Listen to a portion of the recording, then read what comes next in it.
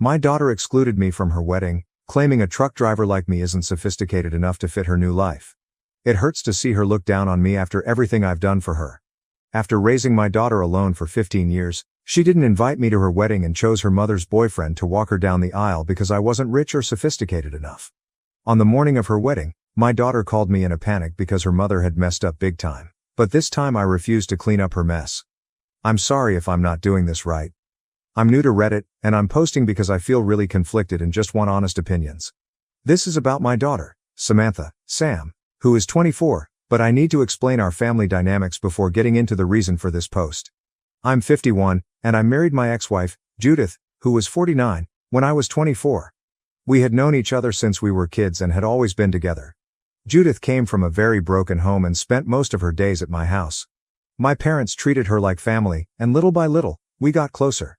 I had always been in love with her since I was a child. We both came from humble beginnings and built everything we had from scratch. At 24, we got married.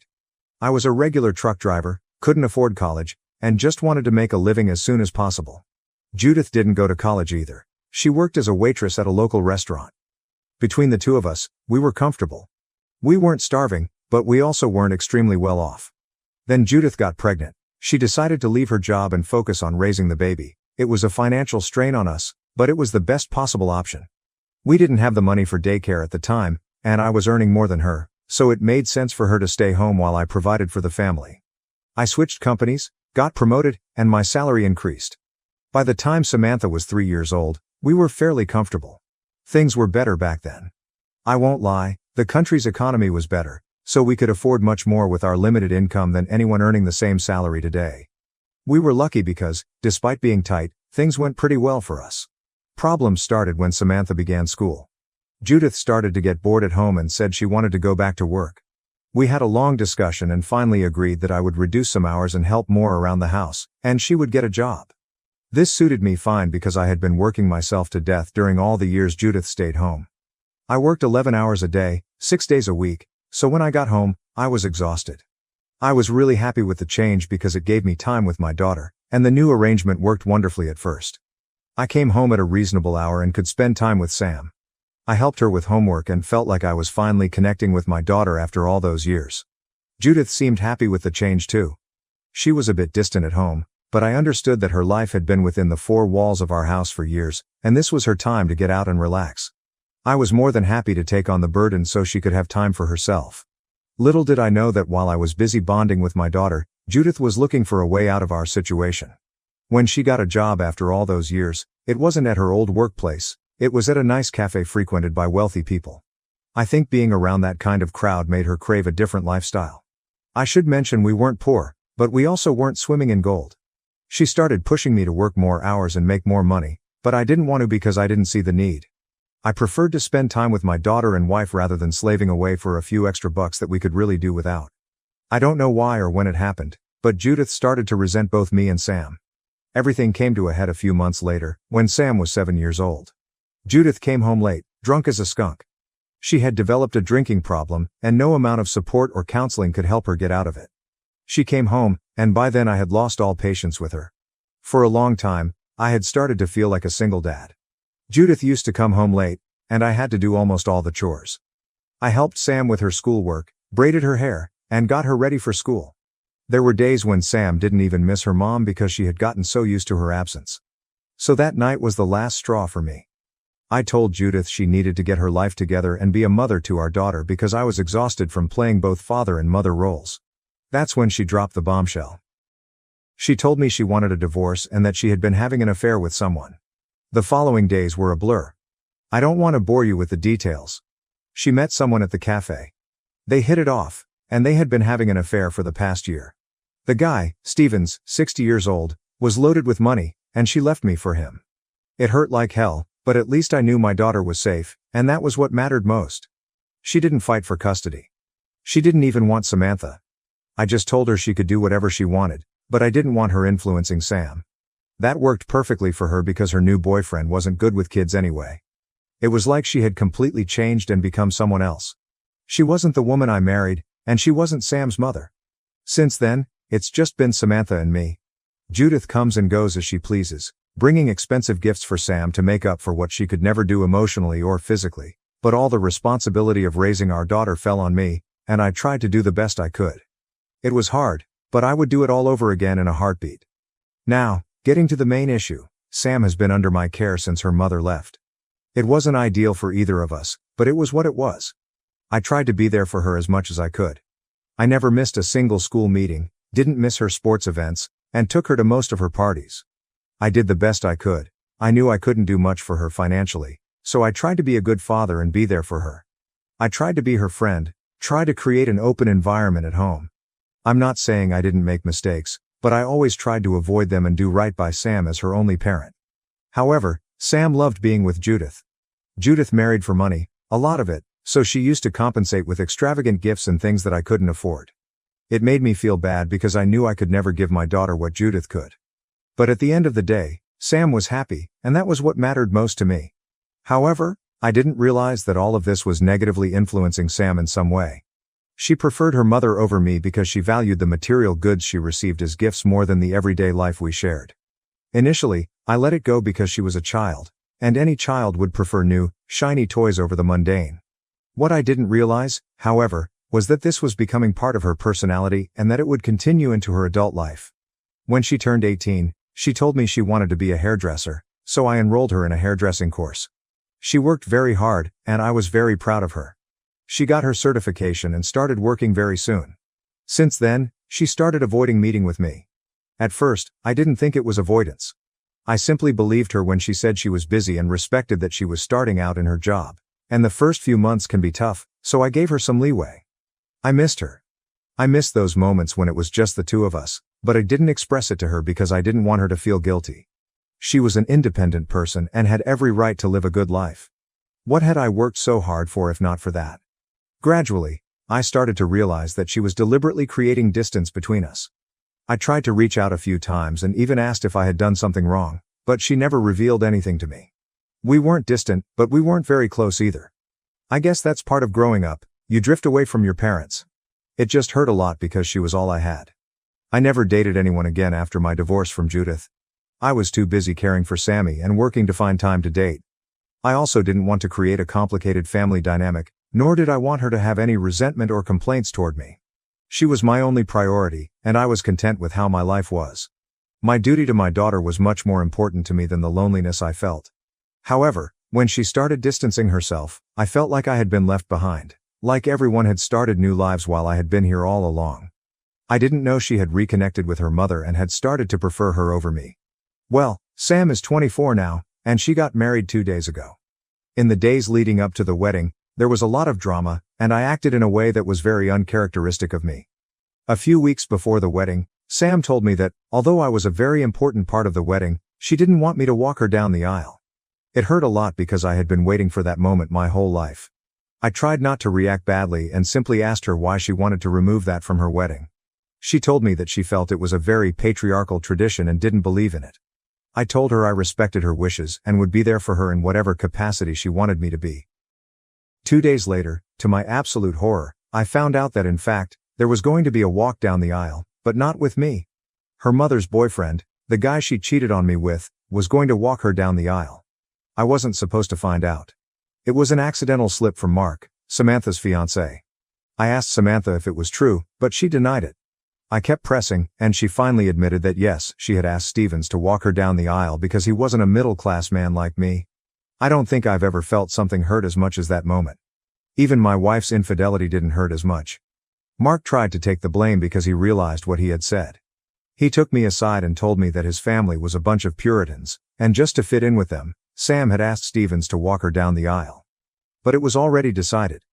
I thanked Mark for taking her side, but I also told him that I wouldn't be attending the wedding at all. He said that would hurt Sam a lot because she loved me, but I told him I couldn't bear being disrespected by her anymore. I think Mark understood where I was coming from and didn't ask me to change my mind. I think I drank an entire bottle of whiskey that night. I was miserable and don't remember much of what happened. I blocked Samantha everywhere and told her that, from now on, there was no relationship between us.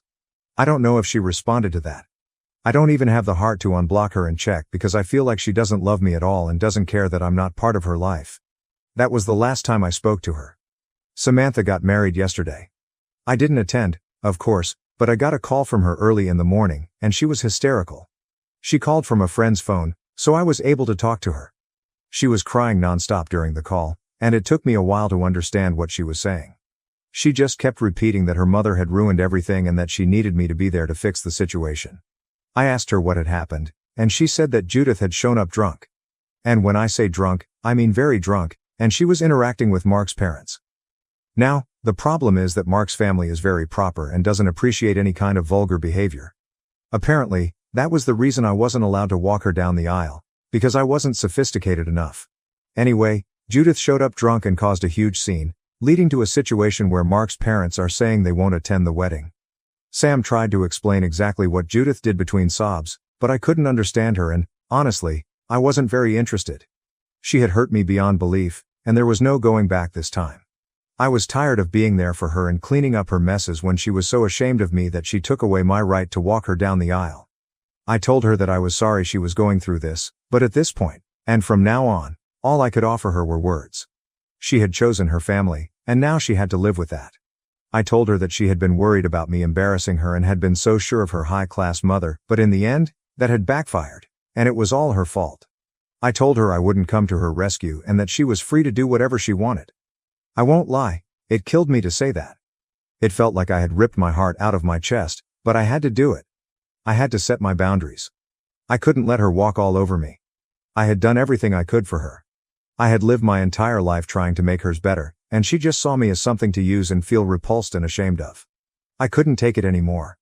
And when I told her I wasn't going to help her, she started screaming over the phone, telling me that if I didn't save her this time, I wasn't her father. I simply replied that I didn't think I was her father anyway, given the way she had treated me, and I hung up the call. She called me back from the same number 15 minutes later, but I didn't answer. I was crying. I don't remember the last time I cried so much.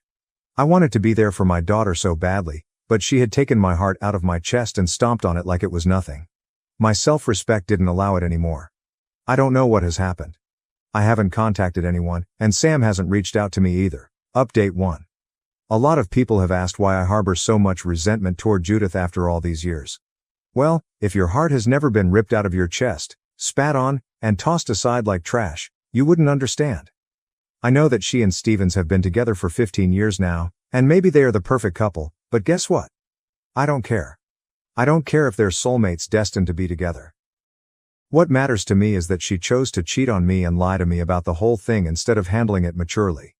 What matters to me is that she stopped being a mother to our daughter, so I had to raise her by myself because her new man promised her a life of luxury. And what matters to me is that she used her boyfriend's money to steal my daughter from me, and she succeeded in doing so. It's because of Judith that I live a miserable life, and no, I won't be the better person and forgive her for it. Not in a million years. Call me petty, call me crazy, call me an idiot, it doesn't matter. I gave her my life, and I got nothing in return. To everyone who thinks she and Steven are the perfect couple, they're far from it. And that's exactly what led to the scandal at Sam's wedding. Judith showed up drunk, and before going to see Sam, she went to greet Mark's family. Samantha didn't know she had arrived and only found out about the situation after the damage had been done. In her drunken state, Judith started flirting with Mark's father in front of Stevens and Mark's mother. It was very embarrassing. She was practically throwing herself at him. At first, everyone tried to ignore it, but things quickly got out of control. Stevens had to step in to save the situation and had to physically pull Judith away from Mark's father. Judith was screaming at the top of her lungs, telling Stevens to let her go. He was embarrassed too and kept apologizing, but by then, a huge scene had already been made. At that moment, Samantha arrived, but that wasn't the end. Stevens and Judith started arguing, with Judith initiating the fight. She accused him of being a hypocrite, saying that if he could have affairs with other women, she should have the same freedom. Stevens' jaw dropped. He told her to keep quiet, but she didn't listen, and it turned into a huge verbal explosion between the two of them. From what I heard, and I mean what Judith revealed to the entire wedding party in her drunken state, their relationship has had many problems. Stevens keeps cheating on her with various women, and she knows it, but tries to act indifferent or ignorant because she can't afford to break up with him. He's given her a life of comfort and luxury, and she can't give that up right now, so she keeps tolerating his infidelity. She's also been pressuring him to marry her, but he doesn't want to, God knows why. Every time a fight arises between them, He appeases her by giving gifts and buying things for Samantha. Judith unloaded all her marital problems right there. Stevens kept telling her that it wasn't the time or place to discuss their issues, but it was no use. She continued in a full-blown rage, hitting his chest, grabbing his hair and more. The situation was so bad that if it hadn't been stopped, the police would have been called. Stevens had scratches on his face, and in his defense, he pushed her. She was so drunk that she fell over some chairs and onto a guest from Mark's side. This whole drama happened at the wedding venue, where almost all the guests had already arrived. The entire spectacle was witnessed by everyone. Mark's parents were deeply embarrassed and were about to leave because they couldn't tolerate this humiliation. They had many friends and family present at the wedding, and seeing all this family nonsense was something they just couldn't comprehend. It was at this point that Samantha called me and begged me to come save her, and I refused. By the time we talked and hung up, Stevens and Mark's parents had left. Mark ran after them and tried to get them to come back, but to no avail. Some of the guests from Mark's side left as well. They're probably going to cut contact with Samantha, and honestly, I don't blame them. Judith simply sat on the damn floor and started howling, saying how she had ruined her life and couldn't believe she was going to spend the rest of her years with a cheater while her daughter was marrying a good guy. So honestly, I think all of this wasn't an accident or a drunken mistake. I genuinely believe Judith is so narcissistic that she planned this to deliberately sabotage her daughter's happiness simply because she never got that happiness for herself. The wedding was an absolute disaster, and Mark is angry. He hasn't been speaking to Samantha, and she's miserable. She sent me an email detailing everything that happened, apologizing for her behavior. But the apology also came with the blame that I should have gone when she called me and that it was my duty as her father to have been there, taken her side, and tried to make things right again. I haven't responded, and I don't think I will, though I have a lot to say. But there's no point in saying anything because I know she won't understand my perspective or my feelings. So it's time for me to protect myself. She's hurt me enough, and now I need to take space for myself. I've been selfless my entire life. I've thought of others and never put myself first, but I haven't received the same in return. So now it's time to prioritize myself. Maybe I'll end up telling her that I need space and that I'll get in touch with her if I feel like it, but for now, that's the most I can do. I don't think I'll be updating further because I want this chapter of my life to end. I want to bang my head against the wall with sadness every time I think about what happened between Sam and me, but I think it's karma that has come back to bite her in the ass. And on the most important day of her life too. She was worried that Mark's parents wouldn't like me, which is why Judith and Stevens were her preferred parents. But in the end, it was they who humiliated and embarrassed her so much that she can't even look at her in-laws, and it was me she had to turn to for help to save the situation. Update 2.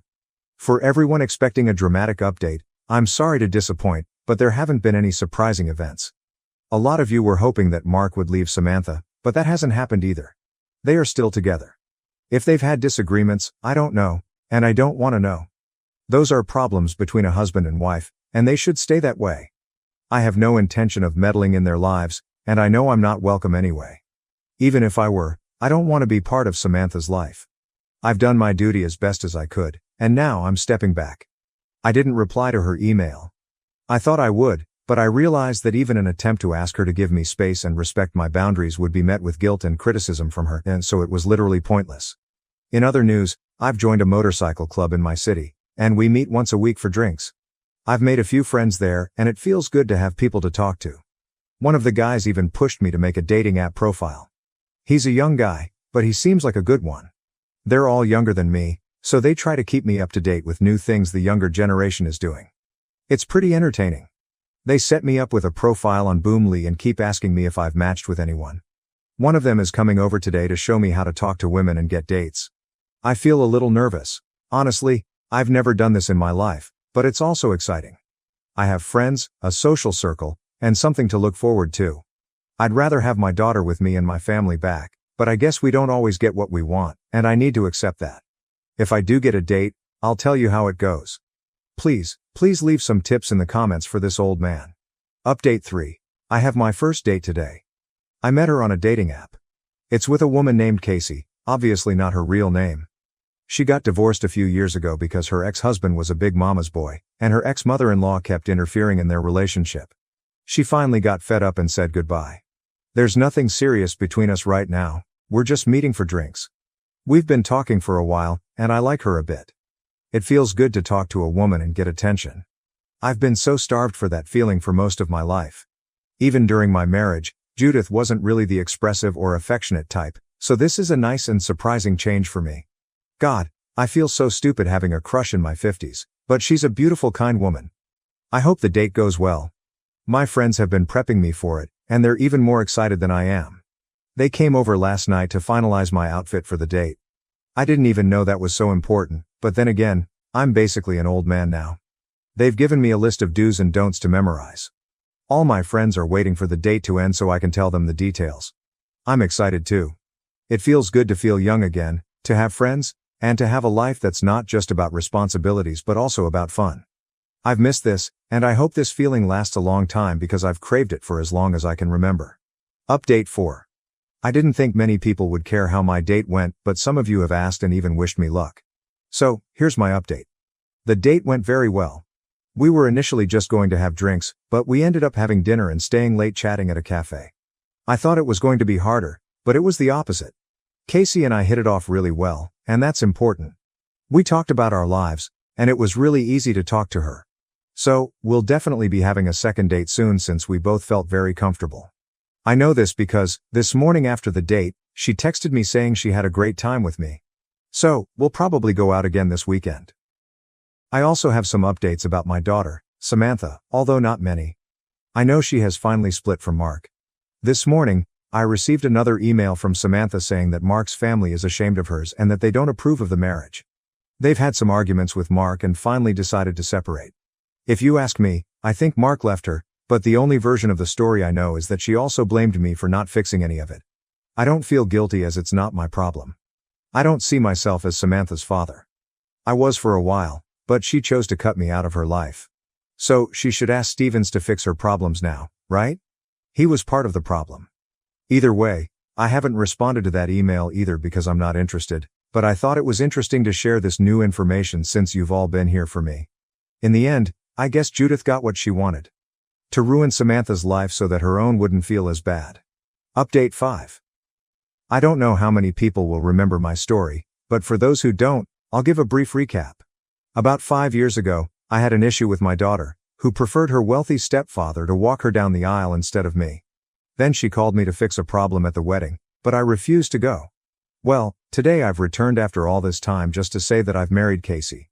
We had been dating for a few years, and it was the next step in our relationship. A month ago, we had our wedding, and everything went very well. I didn't invite my daughter or my ex, from whom I haven't heard much in a while. I know my daughter has married another man, but as far as I know, he's not as wealthy as the one she was supposed to marry in my original post. I don't know who he is since I wasn't invited to the wedding, but it hasn't bothered me this time. That weekend, Casey and I went on a getaway, and honestly, I didn't think much about it. As for Judith, she finally split from Stevens, but I don't know the details either, just rumors I've heard and little else. I hope all of you, especially those who still remember me and have helped me, have a good life as well. I love you all.